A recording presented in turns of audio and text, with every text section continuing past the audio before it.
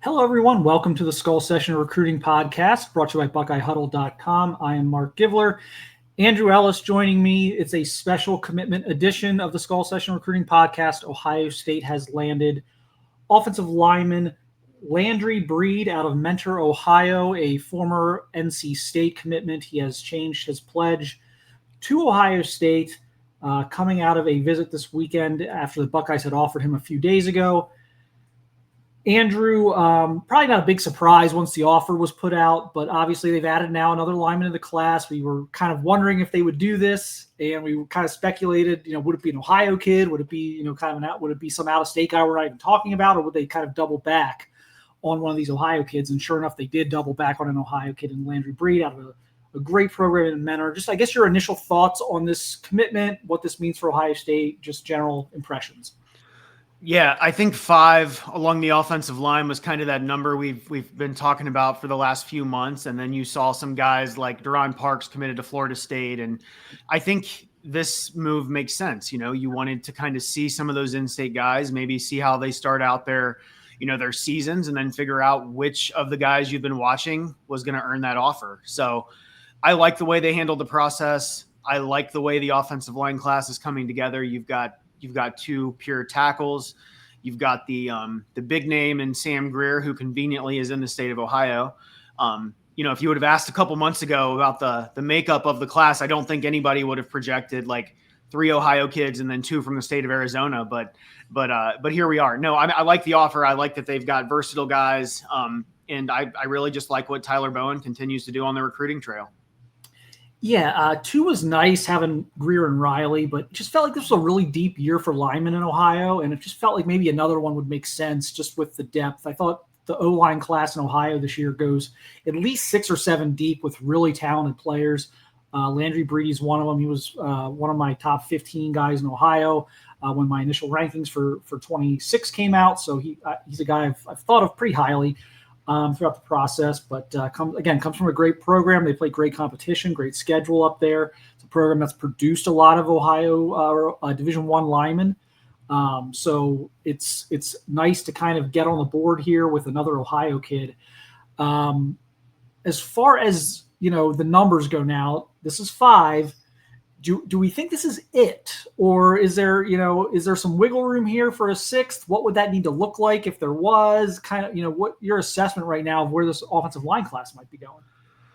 I mean, I'm guessing that this is it, but maybe the coaching shakeups and stuff like that happen closer to the early signing period can always kind of cause a stir on the recruiting trail. But if I had to guess, I would guess they end at 5, but maybe there's another one of these names in the state of Ohio that blows up in throughout the fall. But how many times have we seen this though, where there's like those 3-star or high 3-star type of Ohio kids that end up at like Michigan State or Kentucky, and then we, the fan base who constantly gripes about 5 stars, we say, well, why was Ohio State so late to look at 3-star XYZ? And I'm glad that we're not going to be doing that this cycle. I've always said I'd like there to be a couple flyer guys in the class from the state of Ohio, and I'm glad they're doing it with Brede. Now, do they take a number 6?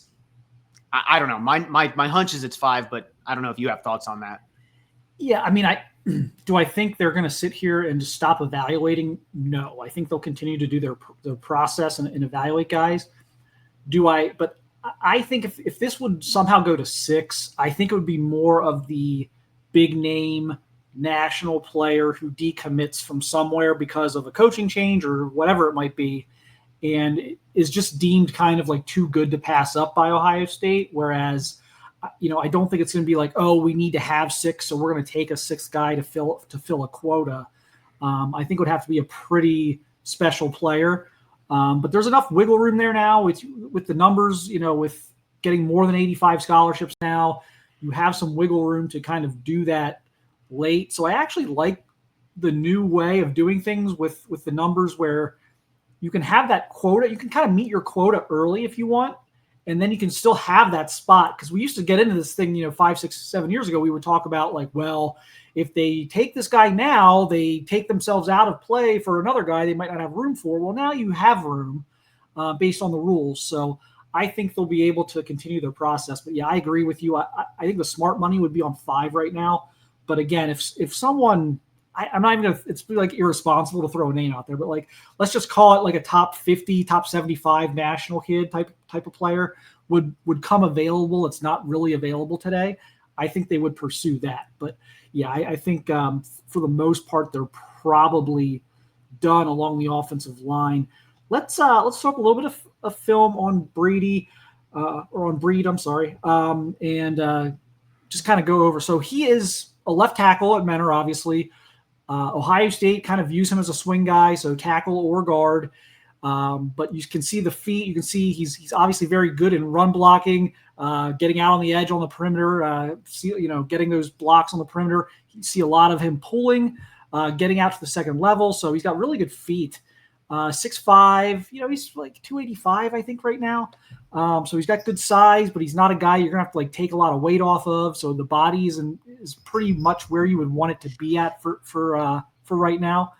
And again, just having that left tackle experience, I think, super important, because whenever you can thrive at the tackle position, that just gives you that extra versatility. You can play, obviously, left tackle, right tackle. You can play either guard spot. I mean, tackles can be whatever you want them to be. If you're a guard, you're kind of a guard. But if you're a tackle, you can kind of play wherever. So like a player comp for me, I don't, and I'm not going to sit here and he's Orlando Pace or anything like that. But he's got a lot of versatility to his game. He's got good size. He's physical. He's athletic. He reminds me a little bit of Gabe Van Sickle.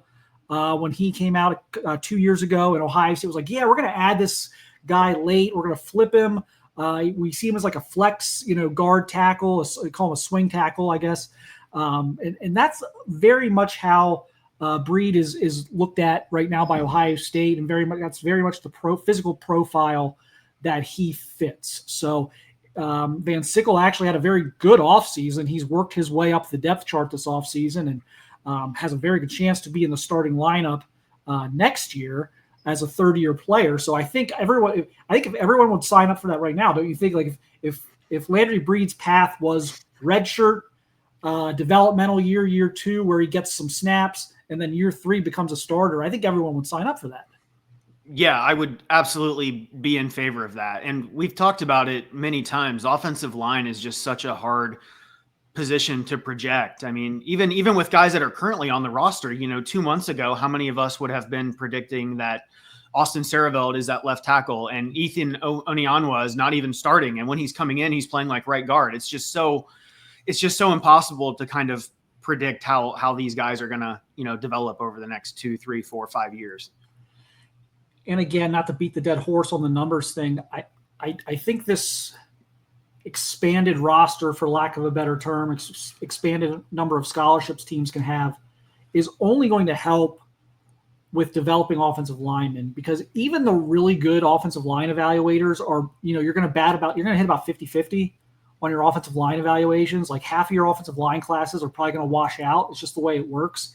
And in the past, there was always this like argument of, well, that's right, but we still can't take more bodies because there's not a lot they can really do other than play offensive line. Like you get receivers that can return kicks. You get all these other guys who can do different things on the field that can help you on certain special teams.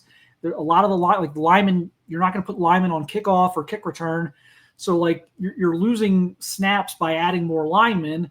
You're losing versatility on your roster, but now I think you're able to take more bodies because of these expanded numbers. You can take 5 or 6 a year, not worry about so much, do you have too many linemen? Is that taking away from other areas of your roster because of these expanded numbers? So I think it's good to be aggressive with the numbers on the offensive line.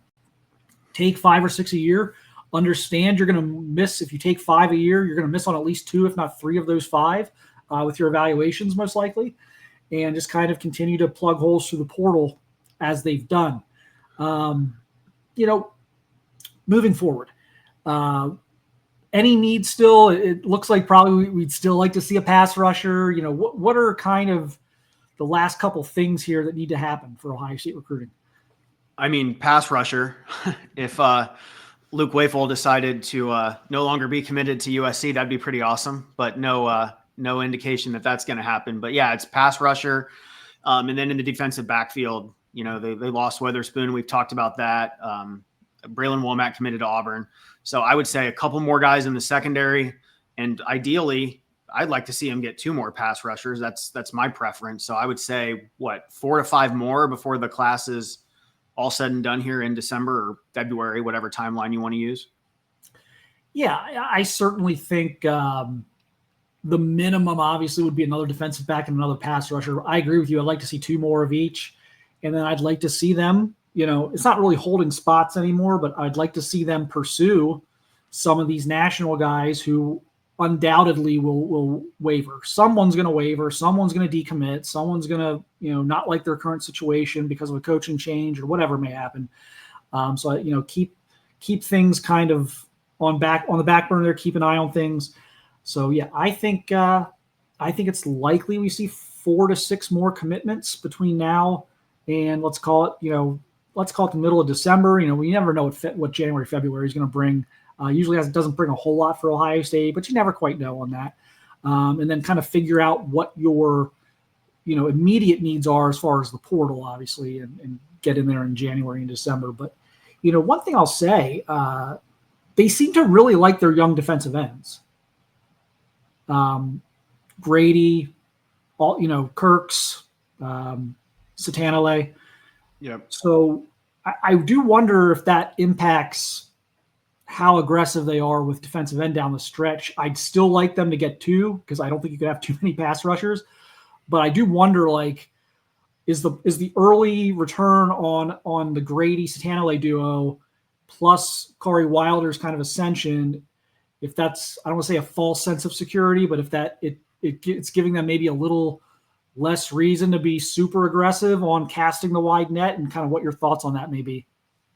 Yeah, I mean, we saw a little bit of what Grady could do, you know, last weekend, and maybe we see him, you know, in the coming weeks as well. And I mean, he's one that I'm high on, but the bottom line is you need bodies, but it's always one of those things, like you need bodies, you need depth, but you can't just take anybody.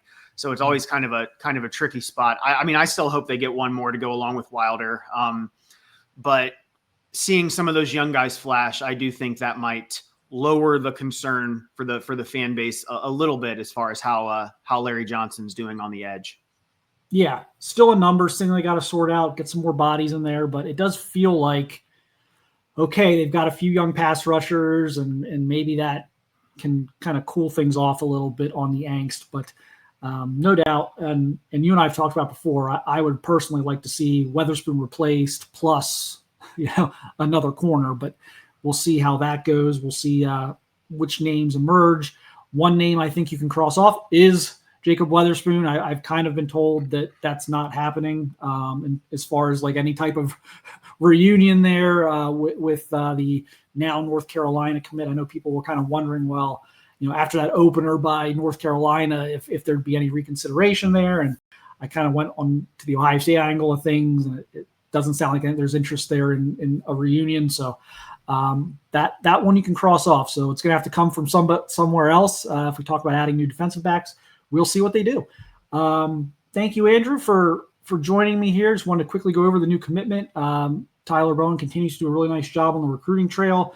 Ohio State continues to do a really nice job on the football field. So great time to sign up at BuckeyeHuddle.com right now with the Buckeyes, number 1 team in the nation, going for a repeat. There's lots of excitement right now on the site around the football program. So a great time to sign up and discuss all things Ohio State with a great community of fellow Buckeye fans. So thanks everyone again for watching and listening, and we will talk to you again soon.